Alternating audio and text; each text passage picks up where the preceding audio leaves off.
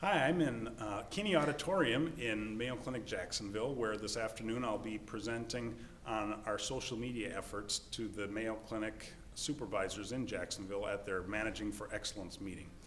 I had a lot more information that I could get to in the presentation, so I decided to come here and record this video, also to show the Jacksonville Public Affairs staff just how easy it is to use the flip camera and upload videos to YouTube.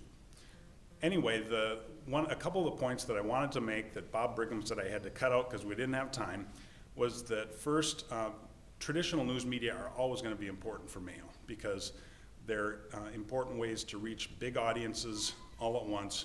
There's nothing like a story in the Florida Times-Union or on First Coast News or nationally on NBC or CBS or one of the cable networks or the New York Times or Wall Street Journal to reach a lot of people at once. But what I find really interesting about social media is a couple of things from the economic perspective that tell us it's going to be really important. First, it's free.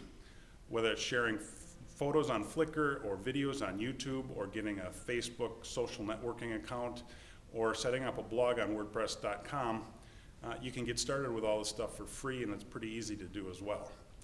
But the economic thing that I think is really interesting and shows sort of the scale and perspective of social media is that, well, just for an example, the Wall Street Journal sold for $5 billion in the last couple of years.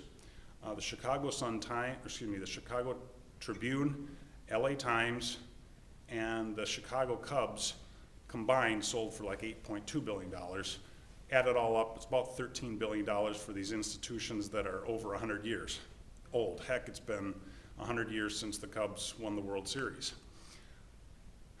But at the same time, YouTube sold for $1.65 billion, and Facebook has been valued at $15 billion, which is more than all those other old media institutions combined.